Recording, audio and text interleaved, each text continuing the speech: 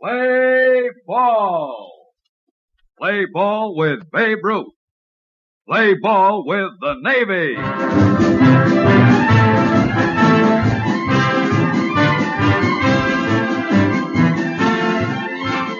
The United States Navy brings you the adventures of Babe Ruth. And here to tell you about the fabulous and immortal Babe is his pal, the popular sports reporter, Steve Martin.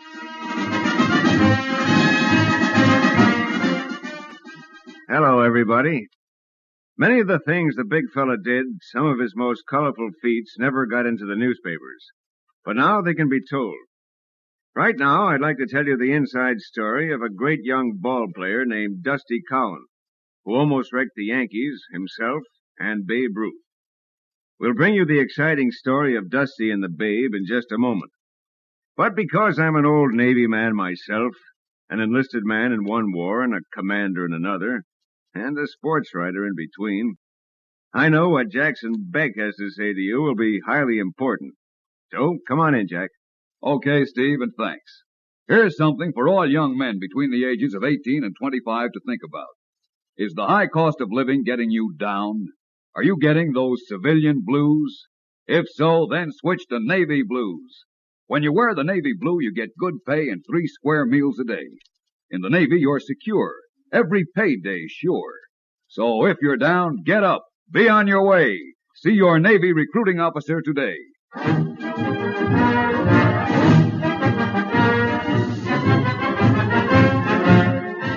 Now here's Steve Martin again and the adventures of Babe Ruth.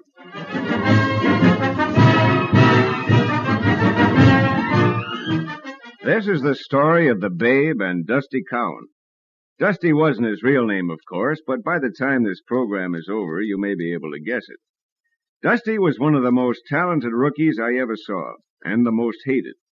He was a hothead, a pop-off guy, and he lacked tact and humility. He was slated to go back to the bushes, but soon after the season opened, 2 of the outfielders came up lame, and a few weeks later, Coombs sprained his ankle. Manager Huggins was pretty desperate when he told Dusty to take over center field, and I kept my fingers crossed that nobody would get killed. The Yankees were in a losing streak, and Dusty soothed their sore tempers like a red shirt soothes a bull. Detroit knocked them down 3 days in a row, and when I walked into the clubhouse, it was like walking into a grizzly den. Sanborn, who'd pitched that third game, was exchanging a few choice remarks with Dusty, and Babe was trying... Your batters to make with your mouth, Dusty. We'd have won that game today. Go on, Sanborn. What you had on the ball, strictly nothing. You couldn't have beaten a kindergarten girl. Hey, cut it out, you guys. I gave him 6 hits. Just 6 hits. And twice you popped up with 2 men on. Bingle either time would have won for me. Who wants to win for you jerk? Now listen, Dusty. Who are you calling a jerk? Wait, Sanborn. You were washed up 10 years ago. Oh, yeah? Dusty, cut it out. Yeah, try this on your piano. What? You dirty! Cut it out. Fight! Sanborn and Dusty tangled like a couple of spitting tomcats, with only the Babe trying to separate them. The rest of the players yelled for Sanborn to give Dusty his lumps. Then Sanborn tripped over a towel and went down on the concrete floor. When he sat up, his face was twisted in pain, and he was holding his arm. And that was when the little Miller, Manager Huggins, what's all this about? Sanborn, what's the matter with your arm? What happened? This dirty wait a minute, San. It was just a little accident, Hug. Accident? What do you mean, Babe? Well, you know how it is. Dusty and San and I were sort of horsing around, and San kind of slipped and fell. I thought you had more sense, Babe. Haven't we had enough injuries this season, and now San?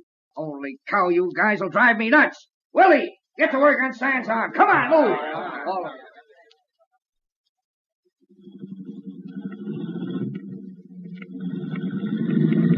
We're going to the New York AC, driver. Now, look here, Babe. Why the deuce did you cover up for Dusty? We need him on the club, Steve. You need him like a hole in the head. That guy's a troublemaker. He's a great natural ball player, and he plays to win. Once he gets that chip off his shoulder... He never will. It's a permanent growth. No, Steve. Dusty came up the hard way like I did, and a lot of other guys. He's had to fight his way every inch, and he kept on fighting when he got up to the Yankees. As soon as he finds out everybody isn't out to get him, he'll relax and he'll be okay. Not him, Babe. No, he's a hothead. And I was a hothead, too, when I first came up. But I cooled off and straightened out, Steve. And I got a hunch Dusty will, too.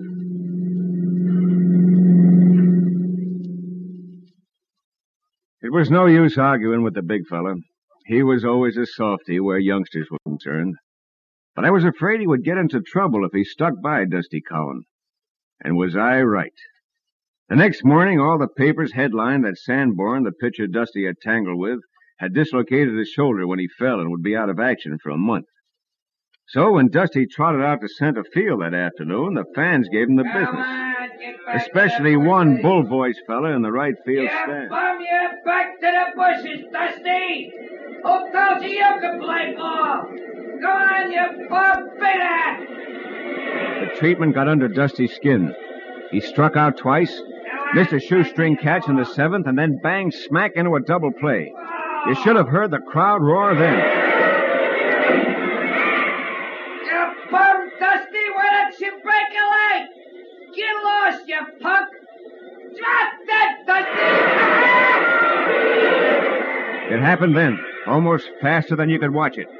Dusty, starting out to the field after he was thrown out, suddenly swung around and charged at the stands, making for the bull-voiced heckler. And as he jumped into a field box, the babe was right behind him. He grabbed the crazy mad kid and heaved him back onto the field. Then the babe himself fell into the howling crowd. When I could see the big fella again, Huggins, several of the players, and Big Bill, the umpire, were there. Going into the stands, are you out of your mind, babe? I'm sorry, Hug. I lost my head, I guess. Some guy up here was riding me. They were riding, Dusty. And they were on me, too. I saw red. You mean you came up here to take a poke at a fan, you babe? That's right, No, mister. Bill, it was Dusty. It wasn't. Dusty tried to stop me. Get off the field. Oh, no, wait. Get off the field. Going into the stands is a serious offense. Not even you are big enough to get away with it, babe. I'm going to make a full report to the commissioner. The chances are 100 to 1 you'll be suspended from baseball. Babe, you're crazy. Now listen to me, babe. There's nothing to say, Steve. There's plenty to say. The commissioner is considering your case now. He'd sure like to hang a year's suspension on you. Now, you can't take a rap like that just to save Dusty Cowan's hide. I can take it. He can't, Steve. It would ruin him. It'll ruin you. Your name will be mud. Oh, babe, for Pete's sake, use your head.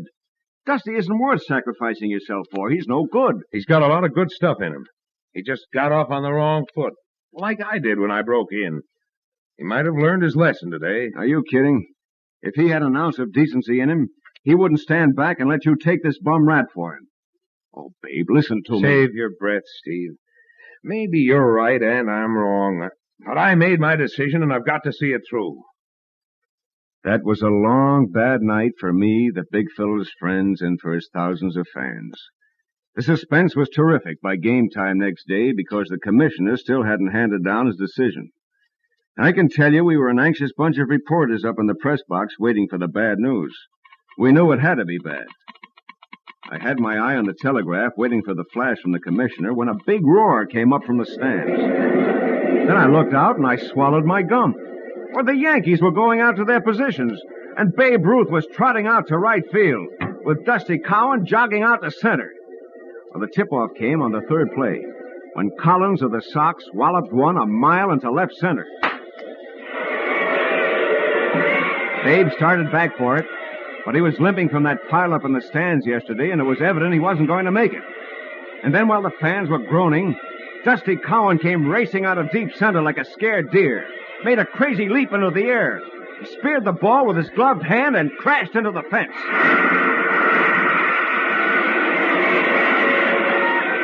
But he was hanging on to that ball when the Babe pulled him to his feet.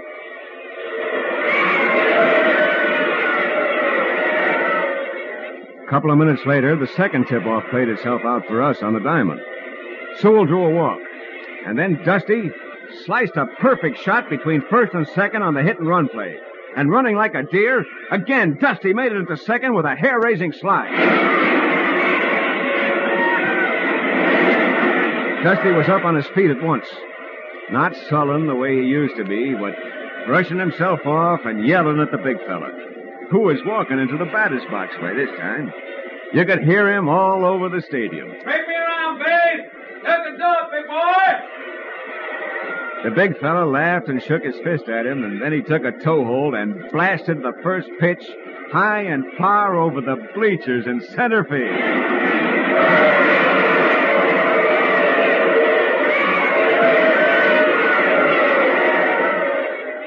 While the fans went crazy, we reporters beat the dash record into the Yankee dugout.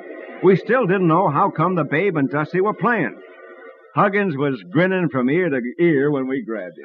What gives? What goes on here? Come on, give us the dope hug. How come the Babe and Dusty are playing? Well, Dusty came to me and Bill, the umpire, after the game yesterday and told us how he tried to go into the stands and how the big fella threw him out and then took the rap for him, just as I suspected. Dusty said that? That's right. I can't believe it. What did the commissioner say? He said he'd been snowed under with phone calls and telegrams from fans all over the country, begging him not to suspend the Babe. And he decided, since nobody'd been hurt and there really hadn't been any trouble, to just fine Babe and Dusty $500 each and let them play today. Isn't that right? Oh, by the way, how did you guys like the show those two put on this afternoon? That was wonderful, Hog. Really My good. friend Al Jolson says you boys ain't seen nothing yet. Am I right, Dusty? If you say so, Babe. I mean, well, anything you say, Babe. Anything. Well, I say this club is going to win the pennant. How about that, Mr. Popoff? Oh, you'll call it... Well, like I said, Babe, anything you say.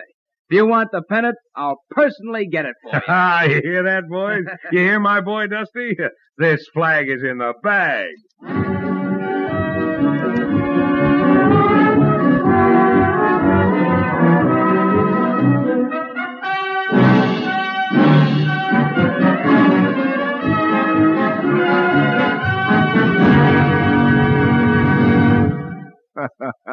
Well, just in case I hadn't known before what a real nice guy Babe Ruth was, I knew it then. But the big fella was full of surprises, and he could always get into hot water right up to his neck. Before I tell you about the time the big fella and I went hunting up in Minnesota with Dutch Reaver, the great southpaw pitcher, I want you to know that we have a very distinguished guest aboard. He's Captain Gene Tunney, retired heavyweight champion and a fine Navy man besides. Gene Tunney was a Marine in the First World War, a private. And in the Second, he was a captain in charge of the Navy's physical fitness program. Well, Gene, we're awfully glad you can be with us on the first of the adventures of Babe Ruth. Well, Steve, thanks a lot. I can tell you that I wouldn't have missed being here for anything, because I know what the Navy has meant to me and can mean to every young American. As you know, I have spent a good part of my life advocating clean living, both mental and physical. Yes, I do. And I think that I can say from my inspection trips around the world that the Navy really makes it easy for young fellows to be completely fit in both ways. That's right, Gene. I have seen baseball games in Alaska, football games on the equator, and boxing matches the world over. I know what Navy food and Navy habits are, and I can tell you that I recommend it highly as a good way of life for America's young men. Thanks again for having me here on the first of the series you have built around Babe Ruth's life. He was a great athlete, a great competitor, and a great American. Thank you very much, Captain Gene Tunney. I hope all you fellows realize that what Gene Tunney says is true. As an old Navy man myself, I know that the Navy offers living advantages and sport advantages and high adventure unequaled by any other career. If you're a high school graduate and are interested in the Navy as a way of life, contact your local recruiting office.